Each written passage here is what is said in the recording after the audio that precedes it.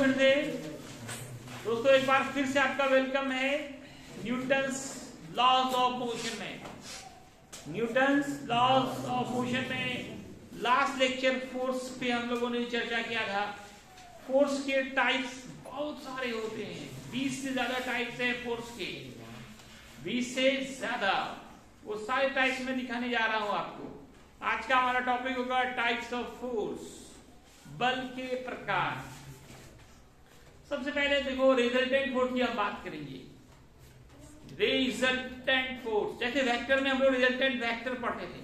Force एक vector quantity है।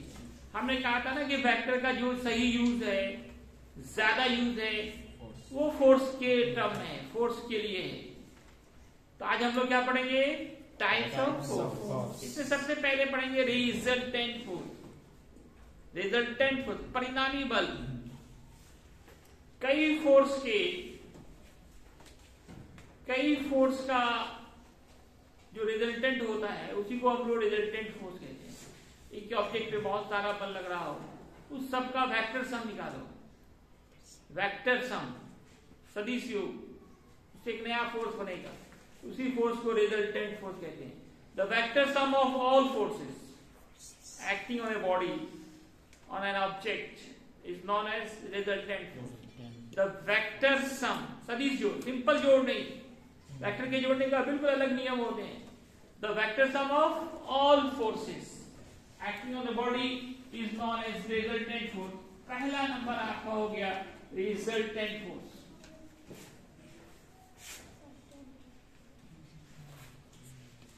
परिणामी बल कहते हैं हिंदी में। ये क्या होता है दोस्तों? द वेक्टर सम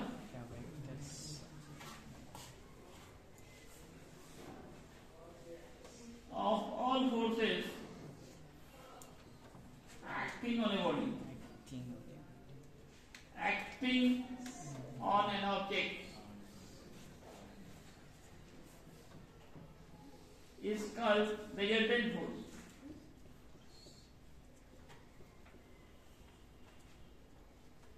इसको R से डिनोट करते हैं,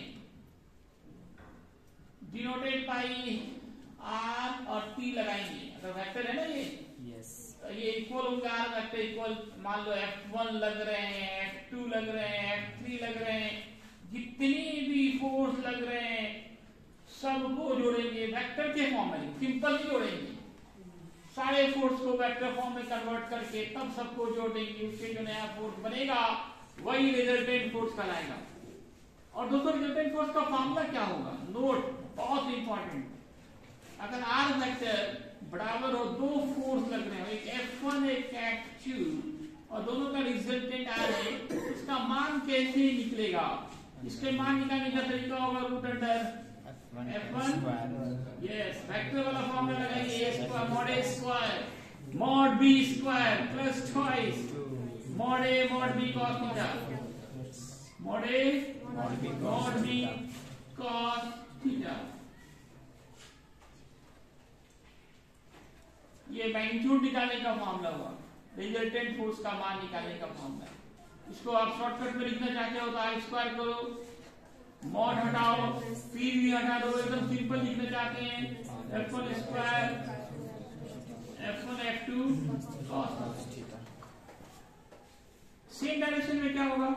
स्पेशल केस वेक्टर में जिस तरह से किए थे वैसे ही यहां भी करना है। If two forces are acting in same direction,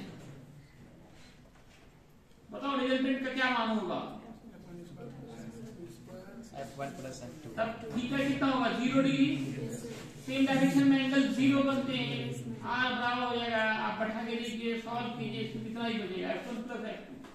इसका तब हट जाएगा, ये हट जाएगा, कैसे हट जाएगा? Theta 0 cos 0 1 A square plus B square plus 2AB plus B का होल स्क्वायर, स्क्वायर खत्म।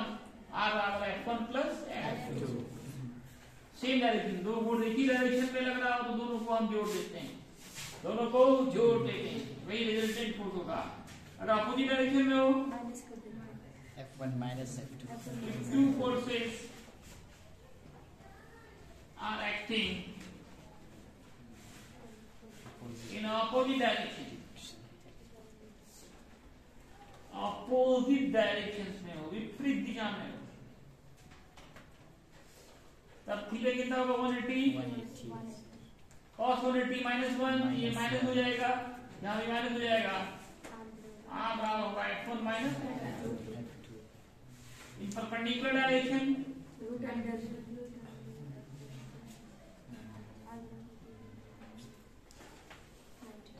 in perpendicular direction, then theta will be 90, r बराबर होगा root under f1 square f2। Perpendicular में थीटा 90 डालेंगे, तो यहाँ इस फॉर्मूले से ही सब काम कर रहे हैं, cos 90 0, ये पूरा 0 बचेगा, f1 square plus f2 square, root हटाएंगे, स्क्वायर हटाएंगे, रूट हो जाएगा। ये था आपका रिजल्टेंट फोर्स। इसके बाद आप पढ़ेंगे बैलेंस्ड फोर्स, संतुलित बल, बैलेंस्ड फोर्स।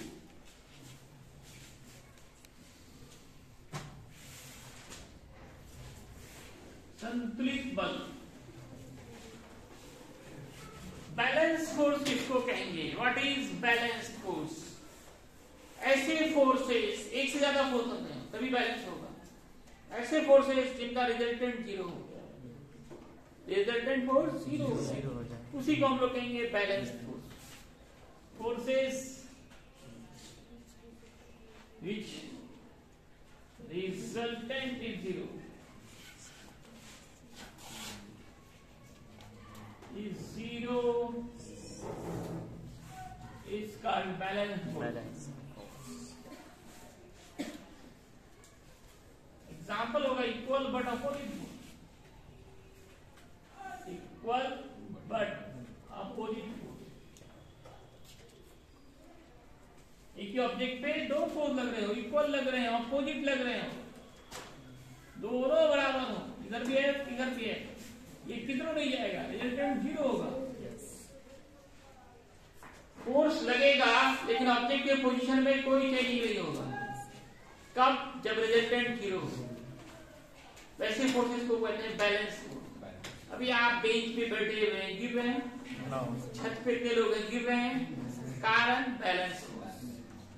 जितना आप हम लोग सबका वेट नीचे लग रहा है, उतना ही एक नॉर्मल रिएक्शन फोर्स होता है ऊपर लगता है, दोनों एक दूसरे को बैलेंस किए हैं। इक्वल अपोजिट फोर्स होगा तो बैलेंस हो जाएगा और वस्तु का वहां पे जो पोजीशन है वही रहेगा, पोजीशन में कोई चेंज नहीं होगा। ये कब होगा? जब इक्वल और अपोजिट फोर्स लगेगा। और एक कंडीशन और होता है दूसरा, if vector sum of three forces, if vector sum two forces equal to the third force, two forces is equal to the third force, दो का वेक्टर सम तीसरे के बराबर हो, third force, then resultant force may be 0, तब resultant force 0 हो सकता है, may be 0। दो का तीन लग रहा हो तब भी बैलेंस हो सकता है, कब? जब दो का वेक्टर सम तीसरे के बराबर हो, किसी दो फोर्स का वेक्टर सम तीसरे के बराबर। उसका बहुत सारा न्यूमेरिकल करेंगे हम लोग कि अलग अलग फोर्स दिया हुआ था, बैलेंस होगा कि नहीं होगा। इसके लिए लैनिस थ्योरम भी बताया गया था, लैनिस थ्योरम, तीन फोर्स लगाओ फिर भी बैलेंस हो सकता है, जब f1 बाई साइन अल्फा बराबर हो f2 बाई साइन बीटा बराबर हो f3 बाई साइन गामा, तब क्या होगा? रिजल्टेंट फोर्स 0 हो जाएगा, वो बैलेंस फोर्स कहलाएगा। अनबैलेंस फोर्स, जिसका रिजल्टेंट फोर्स 0 नहीं हो, असंतुलित बल, फोर्सेस रिजल्टेंट फोर्स डजंट 0 नहीं होता, 0 इज कॉल्ड अनबैलेंस्ड।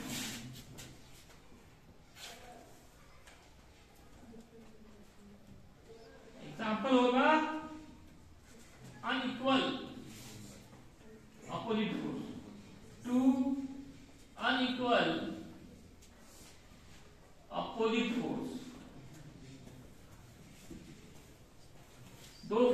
मान अलग अलग हो, अपोजिट डायरेक्शन हो, तो कभी भी बैलेंस नहीं होगा, वो अनबैलेंस होगा। एक ऑब्जेक्ट है जिसको एक तरह के पहलवान खींच रहा है, कोई बच्चा खींच रहा है, तो क्या बैलेंस होगा? अनबैलेंस हो जाएगा। चौथा देखिए, हम लोग ग्रेविटेशनल फोर्स की बात करेंगे।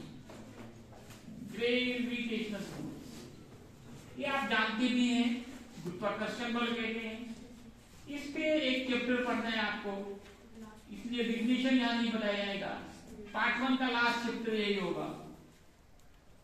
और यहाँ पर सिर्फ फॉर्मूला दिखा रहा हूँ, फॉर्मूला याद ही होगा आपको, F बराबर G M1 M2/r।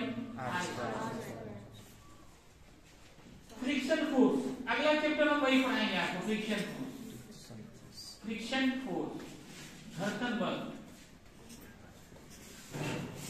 इसका फॉर्मूला है F बराबर mu N. Mu N, mu the coefficient of friction, N का नाम है normal reaction force. Normal reaction force, ये जो एन है वो नॉर्मल रिएक्शन फोर्स, जो आर से भी डिनोट करते हैं। हिंदी नाम होता है दोस्तों अभिलंब प्रतिक्रिया बल।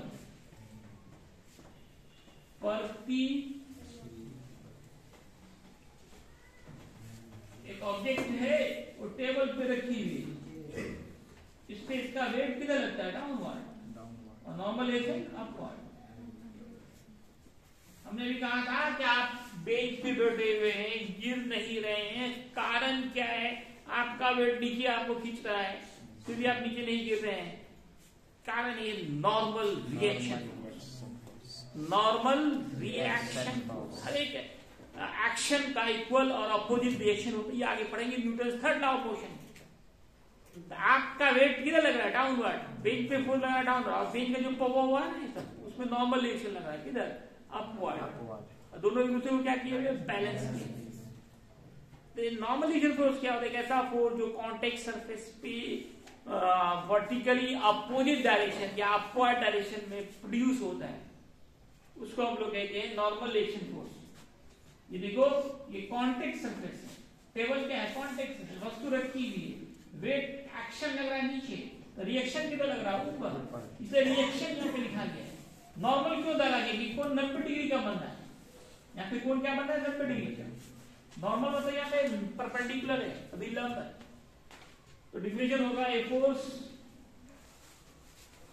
which is produced in vertically upward direction on contact surfaces.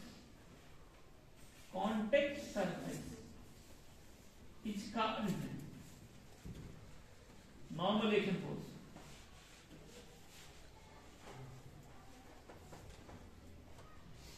बार बार आगे आता रहेगा फ्रिक्शन चैप्टर में, तो खास है क्योंकि वहां फॉर्मूला नहीं लेते, म्यू इनटू एन है। फ्रिक्शन फोर्स इसी पे डिपेंड करता है, नॉर्मल रिएक्शन फोर्स पे, और म्यू होता है घर्षण गुणांक। इसके बारे में तो अगला हमारा चैप्टर ही वही होगा, फ्रिक्शन। तो नॉर्मल रिएक्शन फोर्स क्या है? जो किसी कॉन्टेक्ट सरफेस पे लंबवत ऊपर की तरफ प्रोड्यूस होता है, लगता है, उत्पन्न होता है, that force is known as normal reaction. 20 से ज्यादा टाइप आपको बताया जाएंगे, इसके लिए अगले लेक्चर का इंतजार कीजिए। अभी कोई दिक्कत है तो पूछिए। सर नॉर्मल रिएक्शन हमेशा अपवर्ड लगता है? अपवर्ड, हमेशा अपवर्ड ही होगा। ओके।